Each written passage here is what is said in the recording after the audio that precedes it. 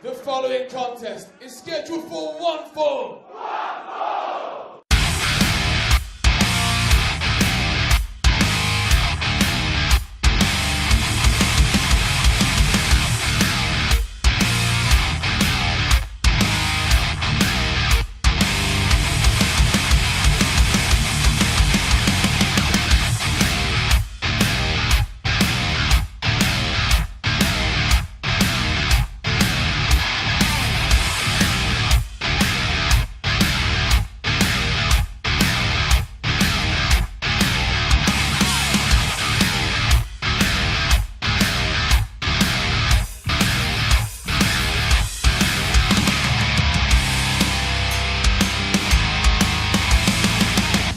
That music you just heard, it's available on iTunes. Catch it over at iTunes, 20x20crew.com/podcast/iTunes. Welcome to the show. I'm not done yet because I haven't booked my other favorite faction in New Japan, and that is the Los Ingobernables de Japón. So we're going to start off with, can't wait, Hiromu Takahashi versus the Bryan Kendrick.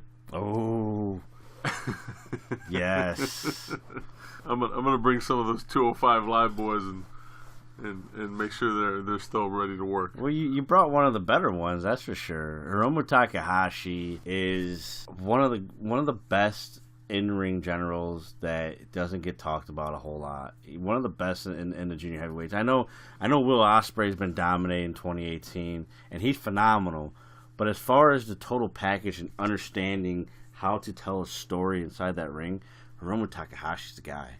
He's the guy before he won the Best of Super Juniors, before he won the IWGP Junior Heavyweight Championship, which he's, as of this recording, he's still the champ. Absolutely one of those guys that just knows how to deliver in that ring. And then on the other side, you have the Bryan Kendrick, who we've got to see him grow up inside that ring. Very much. From a talented, egotistical prick that just didn't take the business seriously, to a talented and very humble veteran that knows the importance of pace, of knowing which moves to do during certain times, which goes with pace, to storytelling, to selling, all the above. Two great in-ring generals going at it. You're going to have instant chemistry. Absolutely. I have no fear whatsoever. Daniel Bryan versus Bushi is one of those matches that we talked about this on our podcast before about the limited amount of matches that are left, the matches that should be done in the sense of if you only have X amount of matches left, don't waste them. And Bushi is one of those intriguing matches because it's like the opposite of we've been talking about elevating WWE talent. This is the opposite here, where you're going to be elevating New Japan talent. Bushi is a great worker. He's a great worker as he is, but he would be the first one to tell you he's got room for improvement. And a match against Daniel Bryan. Again, I'm calling him Daniel Bryan because he's a WWE employee for this particular match. This right here is one of those matches for Bushi where a match with Daniel Bryan is going to excel his game so much higher. And Daniel Bryan, too, just for the fact that finally he gets some real competition, that he can be the American Dragon again. Man, like that right there, that's such a great match. That's such a underrated match I think you came up with there, because Bushi and Daniel Bryan I think would tear the house down easily, and I think Daniel Bryan wins this match, but Bushi walks out as a better wrestler. And that's saying something because he's already great. Absolutely. I couldn't have put it any better myself. And here you go. If you're listening, this is proof. This is proof of me not always hating on WWE. We don't want to hate the product. No, we don't. So you asked me about the other match. Who did you pick? Who did I pick for Naito and... Oh, no. Oh, I was thinking of, Evil and Sanada. What do you want me to start with? You take your pick. Well, let me start with, since you already picked this match, let me start with Roman Reigns and Tetsuya Naito. Okay. You picked Roman Reigns in this match. I tell you what, I'm a little nervous about this, and the only reason why is the mindset of Roman Reigns. So, I'm a Roman fan, but I don't, at this point in his career, I don't fully know if he feels that his game can excel. But then I say that, and I look at the Roman Reigns versus AJ Styles matches that he had in 2017, and those matches were like, that's a different Roman Reigns. It is a completely different Roman Reigns, one we rarely get to see these days, and that's what kills me about this. Like, that's who should be showing up every fucking pay-per-view at the very least. Yeah, I mean, if you're not going to do it at every Monday night on Raw, at least do it for pay-per-views, please. Tetsuya Naito is one of the biggest names in professional wrestling today. If you don't believe me, you're probably not a wrestling fan, so it doesn't matter. But thank you for listening, though. Subscribe, please. So Tetsuya Naito became that by his character and the way that he treats a certain Intercontinental Championship. His phenomenal faction, where all 5 guys have really made names for themselves. Hence why you felt the need to book all 5 of them, and rightfully so. And 3, his level of wrestling ability and his level of matches, especially recently against guys like Kazuchika Okada, Minoru Suzuki, most recently, as of this recording, Chris Jericho. Whether he wins or loses, his level of matches have just continued to grow. And there's a ton of fantasy booking that I know we're going to do for this show in the future with this man's name. Again, why does he excel? Because he's one of the smartest guys in the ring today. He's well-traveled. He takes so many styles of wrestling, strong style mixed with a little bit of lucha, a Mexican style in there, and you got technical wrestling in there as well. He's able to call his spots to a T, and again, we don't want to make every single match a teaching moment, but Roman Reigns is a guy that is put in main events almost every single pay-per-view, whether the fans want it or not, and that's not what this is about. But Roman Reigns, if he's going to be put in those main events, he's become the guy that Triple H used to be. He's in every single main event. But the difference is Triple H in his prime was delivering in his matches. At least I felt so. Yes. Roman Reigns just isn't. He is not. Look, Tetsuya Naito has proven you don't necessarily have to be the best guy in the ring, the best professional wrestler in the ring. You just have to be the smartest. You have to outthink your opponent. You have to know, okay, this is what you do this, I do this. Think of it like it was almost like a Ricky Steamboat to me. Okay. Where he's kind of like 3 moves ahead of everybody else. Roman Reigns, if you're going to be a main event guy, one of the ways to get people on your side is by being that type of performer, where you can think multiple steps ahead. Therefore, you're prepared for whatever happens. He's just not. It's Superman punch, Superman punch, Superman punch, spear. That's not the answer. You look at Tetsuya Naito, who became this character that was so disrespectful for the Intercontinental title, should be the biggest heel in professional wrestling, and he is, at least in New Japan. We'll just call it that for now. But because of what he's doing in the ring, and because he's selling with his character, instant over. Roman Reigns can learn something like that. He fucking should. So I think I like this match, and I never would have thought about doing that because it's like there's no way they'd have a good match. But because of that teaching moment, and because of what Tetsuya Naito is, I don't think he knows how to have a bad match with anybody. That's the only thing he doesn't know how to do. Right. So I say book that match, and if you're Roman Reigns, come down to the ring with a notepad, take some notes.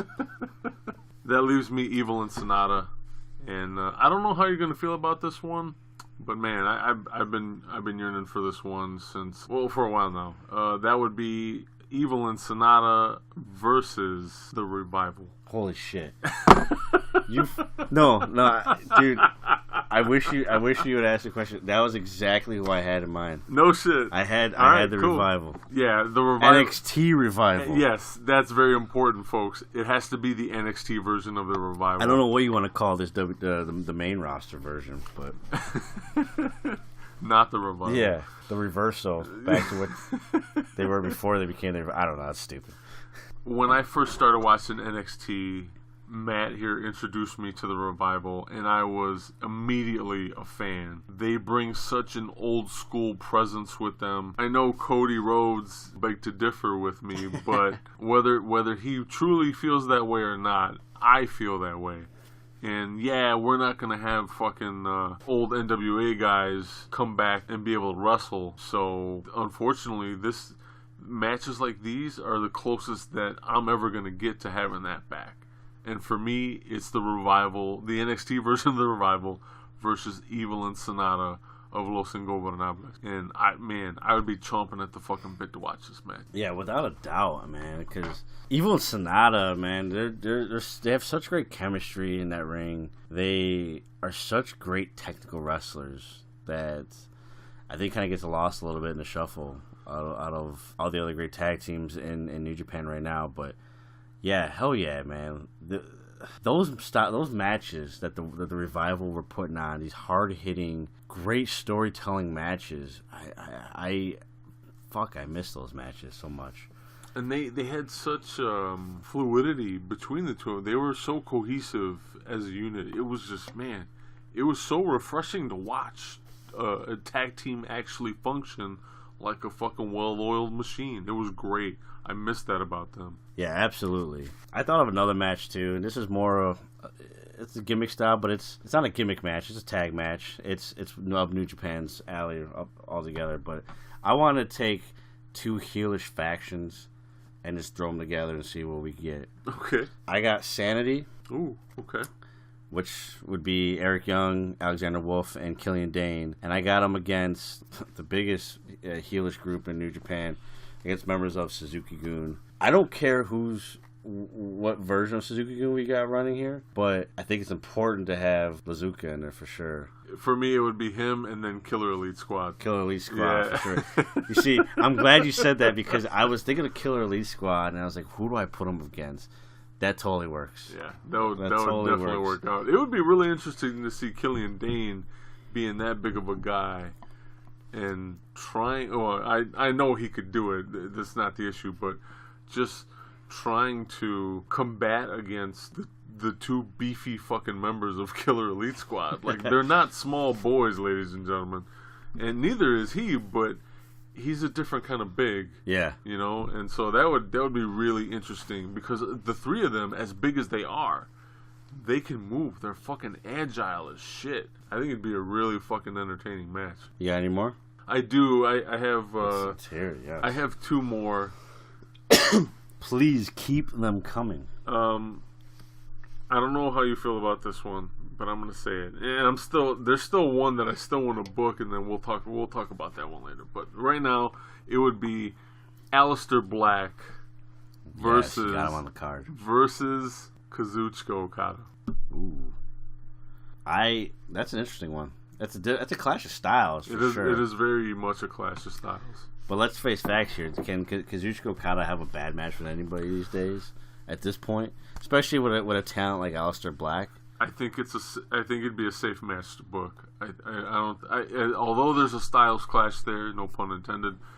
There's a lot of room for potential, and I think the overall result would definitely be fan pleasing and entertaining. Yeah, absolutely. Before you get to your next one, I got one I just thought of because I have to book him on this card.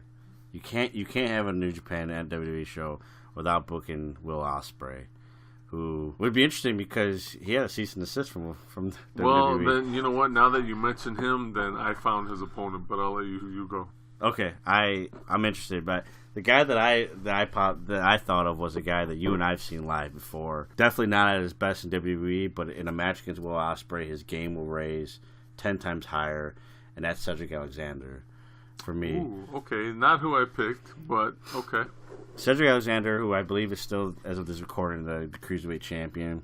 I don't watch 205 anymore. I love Cedric in Ring of Honor.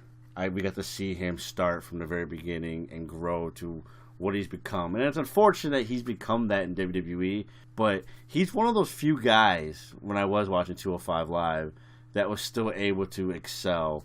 And there's still that high-flying capabilities, great wrestling abilities. And he's one of those guys that adapts a lot to guys' styles. So that's the reason why I picked Cedric. I actually had Cedric Alexander going up against Jushin Thunder Liger. Ooh, you gave him the legend. As far as Will Osprey, there's one person that I've been wanting to book for this fucking show, and I'm thinking, like, who would be a really good fit? And for me, I found it in Will Osprey. I'm talking about the one and only Velveteen Dream. Velveteen Dream versus Will Osprey. Talk about a fucking barn burner. Oh my god. I would fucking take my money. I'm gonna have to, like, or something for wrestling tickets at this point, but oh my god, yes. Velveteen Dream versus Will Osprey. Hell yeah. That's, again, Clash of Styles. Velveteen Dream is one of those guys that, no matter who he's facing against, you saw it with Aleister Black, and you saw it against Ricochet most recently. Did you watch I did watch that match. Yeah. The way that Velveteen Dream was taking Ricochet's style and using it against him was fucking masterful. Any wrestler that can do that, can pick apart another wrestler's style and moves and use it against them, whether unsuccessfully or not. Oh my god, that was fucking brilliant. I was so worried about that match going into it. Like, what the fuck is he gonna do that can make that story, to get that story over? And he did it, and it was fucking great. It was such a great match. I think as we say that, I think it's safe to say that one of the top prospects of 2017 and 2018 has got to be Velveteen Dream. And come 2019, he ain't going to be a prospect no more. No, he won't be a prospect, man. And if he's not carrying some sort of belt somewhere, it's going to be a goddamn shame. Let me tell you. That, man, he's another one. He's absolutely fucking phenomenal at what he does. I dread the day that he gets fucking called up to one of the main rosters, man, because we'll never see that shit again. No. So enjoy Velveteen Dream as he is right now, folks. I've got one more, and it's a special attraction match. Okay. It is a participant leaves town or a participant leaves wrestling match. Okay. All you got to do is ring the bell and be part of the match, and then you lose. It's Jeff Jarrett versus The Miz. Both of you fucking can go to hell. I don't want nothing to do with you. You don't belong here. Get the fuck out. Ring the bell. You both lose. You're out. Get the fuck out.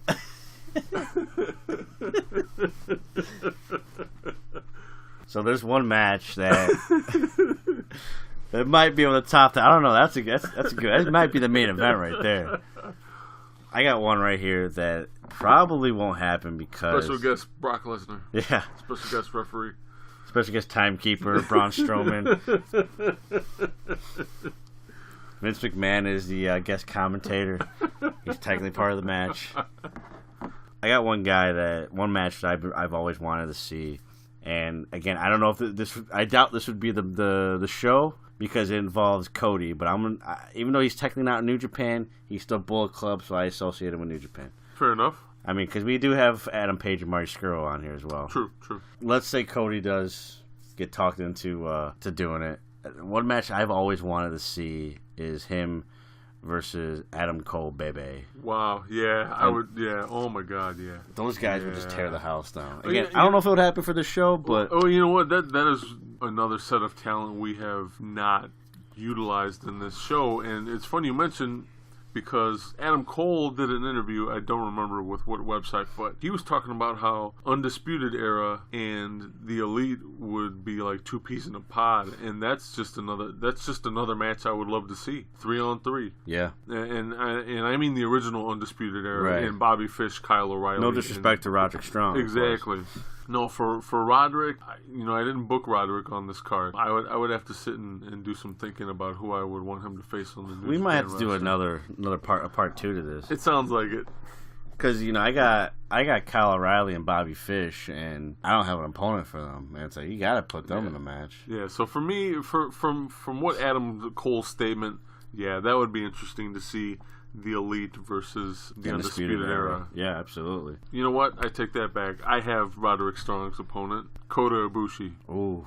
There you go. You talk about special attraction match right there. That delivers right there. Kota Ibushi is, I tell you what right now, 2019, look out for him because the sky's the limit. I mean, 2018 is still not done yet, but 2019, I think really look out for Kota Ibushi. I think the level of his game is going to skyrocket over the next It'll be interesting months. Now that he's a member of the Golden Elite.